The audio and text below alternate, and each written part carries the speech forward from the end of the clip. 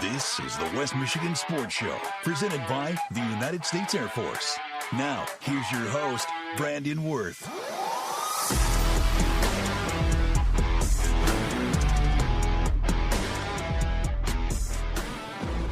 It's the final episode of the West Michigan Sports Show presented by the United States Air Force. Brandon Wirth joining you here live on News Radio WBRN. Before I get too far, it's the final show of 2023. Hold your horses, keep your gas. It's not the end of the program. You guys have done such a great job. We are continuing moving it forward, but it is the final episode of 2023. It's been a great ride this year. I've had some great interviews, some great shows, some great support all across the board from you guys, the fans. So I can't thank you enough for making this year special, especially with everything we've been able to advance with this show, getting it live on the airwaves for you guys maybe listening right now here on Saturday, or for those that are listening post-production, whether you're on Spotify, Apple Podcasts, or on WBRN.com. You can tune to all episodes you might have missed all year long. You can go on to WBRN.com, the podcast tab, third link down, West Michigan Sports Show. Every episode we've recorded this year, I believe, should be on there. And if it's not, let me know and I'll make sure it's on there, because I'm pretty sure I double-checked today and we have all of them on there. If I may have missed one, I apologize. I'll get that up ASAP, but I think we got all of them, at least for sure all of them, since we officially went on the airwaves. So we went to the live production and post-production format. But it's great to have you guys here. It's great to have all of our support from you guys, the fans, and as well, all of our great supporters of this show, all of our sponsors, which include obviously the United States Air Force as the primary sponsor for this program and have been all year long. And also our other great sports supporters, which include the Mecosta Osceola Transit Authority, the Mecosta Osceola Career Center, Paris Auto Sales and Service of Big Rapids, Alter Care Big Rapids, Quality Car and Truck Repair, the Schuberg Insurance Agency, and Johnson's Automotive. Thank you all for your support of the West Michigan Sports Show. Well, for the final episode here of this calendar year, obviously last week we went into all of the local sports scoreboards and made sure we had all the records and tallies and standings all up to date. Now, there's a couple holiday contests that will be in effect as of now or over the last couple of days. You might have heard the results, and we'll obviously get to recap that. But we'll do that next week so that every team can get compiled and that we're able to get them all at the same time, go over the holiday break together in our first episode of 2024, which you can tune in for next Saturday.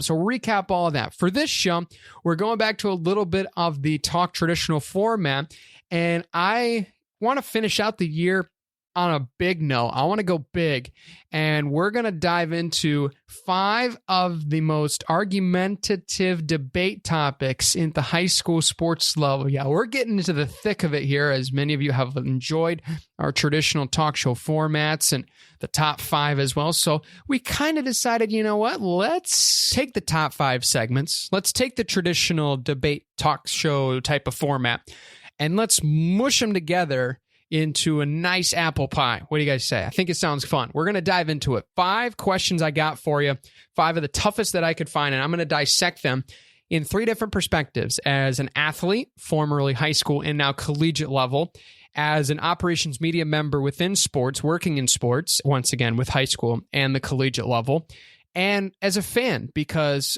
of course, if I wasn't a fan, why would I be working in sports? Sports are awesome. Athletes are awesome. Games are awesome. Why wouldn't you want to go and check out local sports, right? Absolutely. It's a no-brainer. So I'm going to dissect that from all 3 categories. You might be thinking, maybe, am I trying to be more towards the college realm? No, I'm going to keep it in high school as much as I can. The 5 questions that I found are more specific to the high school realm. So let's not waste any more time. Let's get right into it. We'll get to 2 here before the break, and then we'll get the final 3 to finish out this program. The first one: should high schools require students to play sports? This is a tough one because there's obviously been a big participation decline since that pandemic thing called COVID happened only a couple years ago.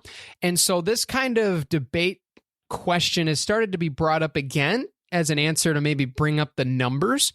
And my answer to this question, should they be required for students? I will say no. And there's a reason why.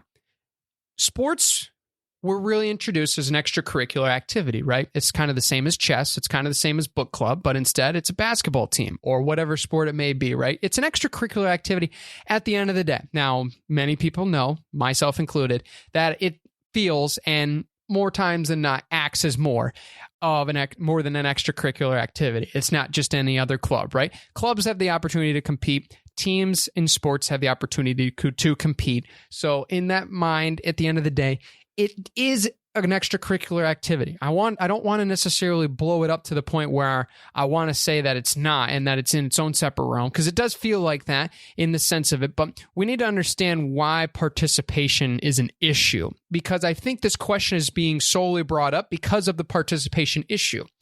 Now, the idea behind sport, right?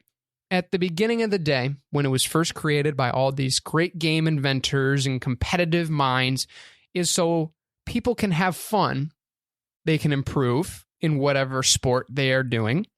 And those things are something that a lot of these athletes, a lot of these fans adapt as being fun, right? There needs to be an emphasis on fun, right? The benefits of sports are awesome. There's a lot of great things that can come about being in sports, right? You learn so many new life lessons. You get to meet so many people, right? Many people go to do sports because their friends are doing it, or they want to hang out with their friends, or they want to have a group of people to interact with during their early school years, right? Middle school, high school, elementary school. You play sports, and you play sports with your friends, or you play sports to find friends to have later on, right? Now, the relationships you make in sports are unbreakable a lot of times. The best people that you end up finding in your life, you've played with sports, or a lot of those relationships are created from the game or the competition itself. So those things should be emphasized more, and that shouldn't be something that's forced, right? We shouldn't force somebody that doesn't want to do something in the sense of somebody wants to meet friends. That doesn't mean that they should be forced to go play tennis, or they should be forced to bowl for the high school team. That shouldn't be something that's forced, right? We shouldn't require that in a sense, right? I mean, that's the number one thing that feels like a lot of these schools are trying to do when they bring up this question that they should be required. It feels like that we're taking the fun and we're taking the enjoyment out of why we do sports in the first place, right? Aspen Institute report did a whole statistical data analysis on a survey. And you know what the number one reason high school students play sports is? To have fun. Why are we forcing fun? I think that's the only way you should do it. Should it be encouraged? Yeah. Should it be important? Absolutely, it should be emphasized as important. Should we force it so that where every student has to do a sport? I don't think so. We already do gym and physical education as a class, so why are we making them do more than that if a lot of them don't want to, right? That's my opinion at the end of the day. I'm going to say no to that question. Second question, should there be stricter rules for fan behavior at sporting events? I've spent a lot of time on this topic, and actually a couple episodes ago, if you go back in your feed on Spotify or Apple Podcasts or WBRN.com, you can find my whole talk show format episode. I believe I spent an entire segment on it, if not 1.5 segments on it, why we have fan behavior problems in sports. Should there be stricter rules? Yes, but let's not get crazy, right? We shouldn't be limiting fans to cheering at certain times during the game, right? That makes it feel like it's acquired performance. Yes, I know it's entertainment. You can make the comparison at the end of the day, but sports are great because it brings out pure emotion within players, fans, coaches, and so on and so forth, right? There needs to be things that need to be more implemented within how the game is run, right? Do we need to make different kind of rules for how the game progresses? Maybe. I don't know if we should go that far and say we need to change the rules so that it's better for the fans, because at the end of the day, it's for the players, right? The fans are watching what the players are doing, and the players are the priority in the sense of how sport is played.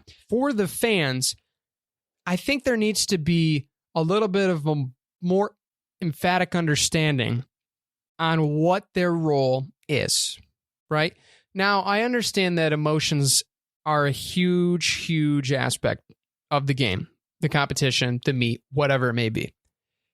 In sport, fans are there to cheer on their team and to view an experience for the enjoyment of the entertainment that it brings, right? That's why you pay a ticket, right? Obviously, every fan at the end of the day, if they don't think the game is worth it, there's other options for them to do on a Tuesday or Friday, a Saturday, whatever day it may be, to decide if they want to pay a ticket or not. Now, there needs to be an understanding that the fans are there for the enjoyment to watch the game. And obviously, many people think that they might be in the position where it might feel like you might be back home with a TV screen in front of you, and that it might give you the right to maybe yell as you would at a TV screen when you're actually in an arena or you're at a competition at a field at so whatever competitive arena it is. But I think the reality is fans need to understand their role a little bit better, that they're fans, that we can't have these conflicts taking away from the entertainment value, right? Think about it as a movie theater. If you're watching a game in comparison to watching a movie, are you going to stand up and yell it during the movie theater?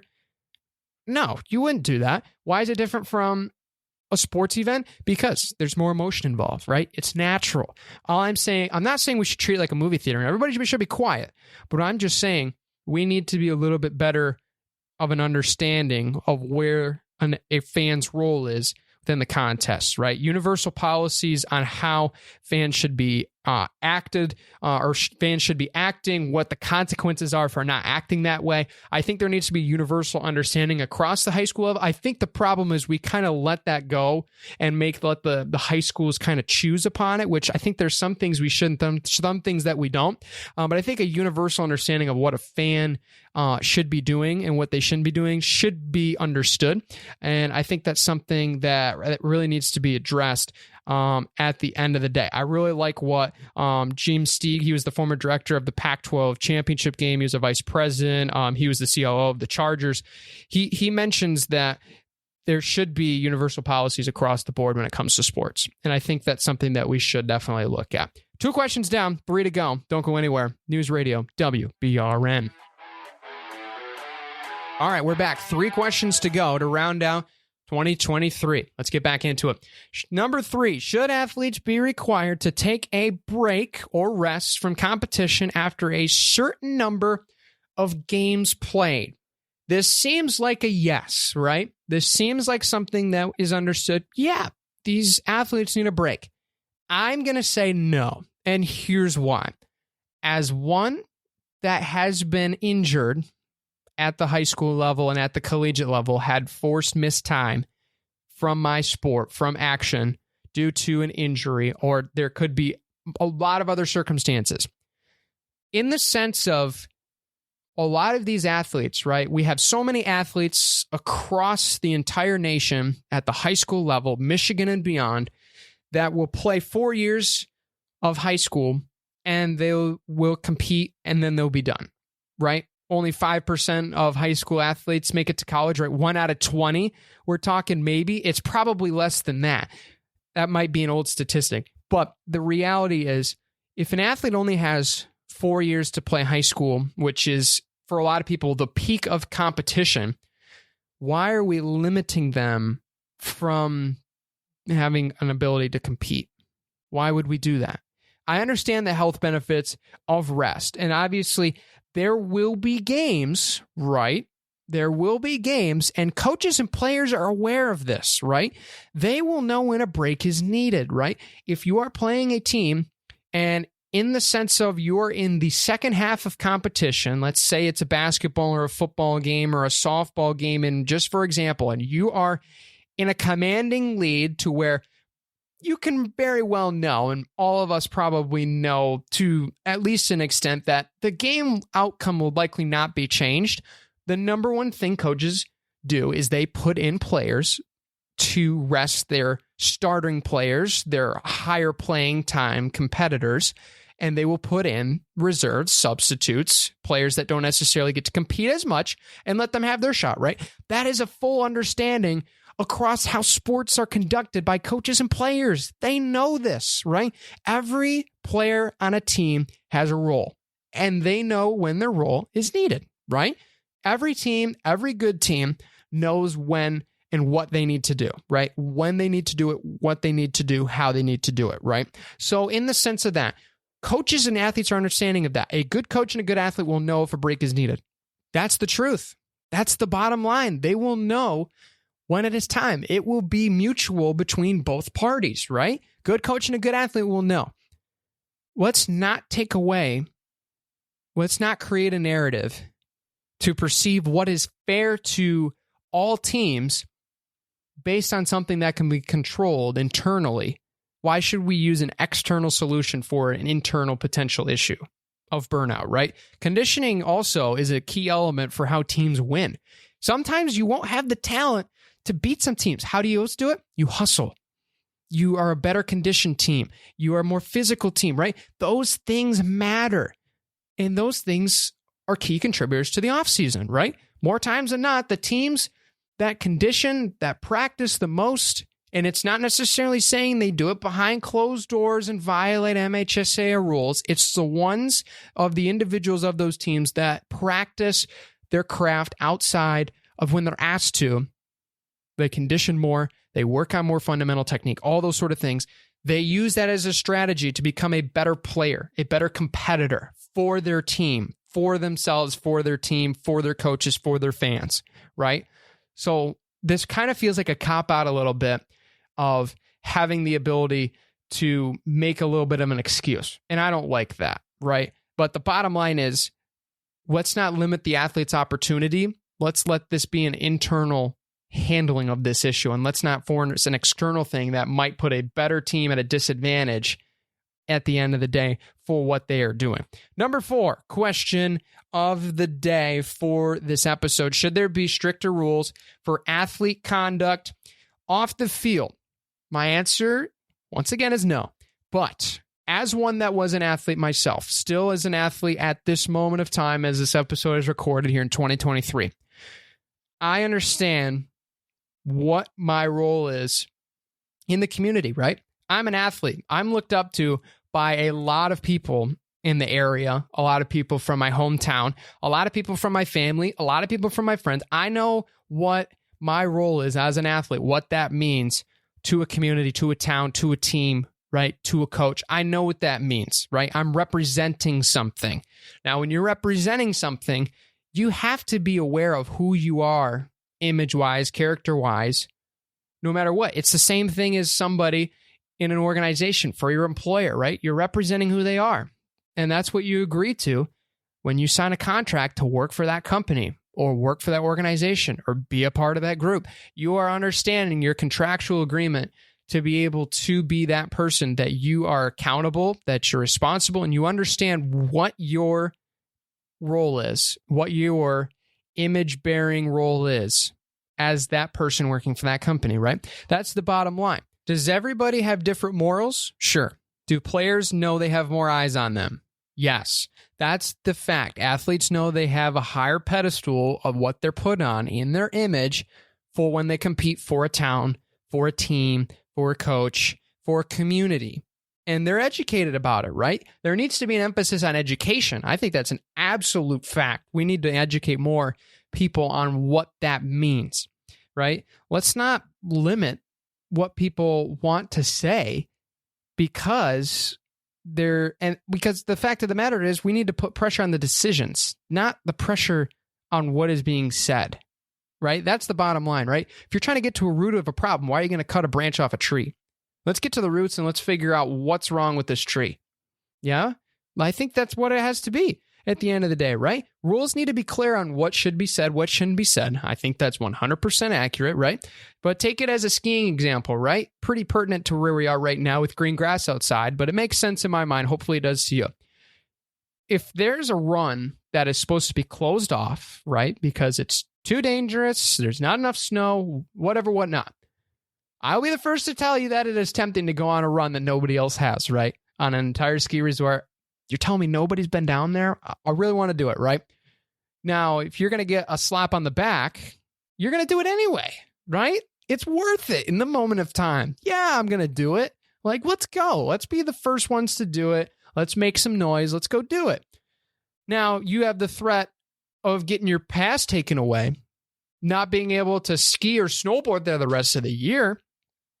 Now you're saying, this is, if I do this, I can't go. I can't take my friends with me now to the resort. So the bottom line is the pressure of the decision is increased. And that's where you see more of where the problem may come from when it comes to athlete conduct issues off the competitive surface, right? I think that's the best way to kind of describe it. So no, we don't need stricter rules we need more pressure on the decisions being made. If that might necessarily mean maybe stricter consequences, okay. But that also means we need education along with it, right? It's a two-way street. If we're going to enforce more, we got to educate more on what that means, right? I think that's a better way to look at it at the end of the day. Last question, number 5, to wrap up 2023. Thanks to all listening to the West Michigan Sports Show. Are sporting events too commercialized these days at the high school level? This is a good one. I work in operations, media relations, communications at the collegiate and the high school levels. To the untrained eye, it absolutely does look like we have been more commercialized. And I can understand why people may think that. But all I'm going to ask you is remember why we're doing this. When I say we, I mean the operations, the media relations, the communications people of the university or the school. Making more money for students and student athletes is important, right? That's support from the community, from local businesses, being able to help make the experience better for the athletes, for the coaches, for the fans, for the community altogether, right? Because obviously money buys fun things, right? You don't get a t-shirt gun without getting some donations, right? You can't do that kind of stuff, right? Now, I understand it feels like it's more commercialized, like we're trying to make the high school game more like the professional game. And yes, I totally understand, and I agree we should not do that because professional is the ultimate level of entertainment, and high school is not all about entertainment, right? The fact is, there needs to be a line where there's too much, but all I'm going to say is understand that some of these schools, this is their way to help make that happen, right? You might not necessarily get day-to-day donations for your school, making more money from, just having a team, just competing. Like, you have to have a good environment, and they want to be a part of that. These businesses, these donors, right? They want to have a part of that, make them feel their impact from what they are giving to you, right? Absolutely true. If it means more in-game PA reads, sure, that's what they need to do. If it means shirt patches on practice jerseys, fine, that's what you need to do, right? But for some people, that entertainment, that event, that venue, that night, that day, that time, that is when they have the best opportunity to gain that support, gain those resources from those commercialized ideas and methods, right? Whether it's a PA read, whether it's a giveaway of t-shirts, every high school would love a free t-shirt. I'm near an adult and I want a free t-shirt. So remember this when we think about commercialization of high school sporting events. It doesn't need to be a whole pro arena venue. If you want to treat it like that way, if that's something that you can help with students, whether it's with operations people, if you want to make it the best experience and go for that, go for it. But just understand from the fans' perspective, they're not trying to pay for a full entertainment value. They're just coming to watch their friends, their family, their kids, their grandkids compete in whatever event it may be. So just make sure that that is the substance that we're focusing on at the end of the day, not necessarily everything around it. That's what I have to say. My 5 final questions from 2023. Hope you guys enjoyed that. We'll see you in the new year, I guess, here in 2024. Big thanks to all of you for making this show possible. We'll see you on the Flippity Flip next Saturday. But until then, Brandon Wirth signing off on the West Michigan Sports Show. Happy New Year, everyone.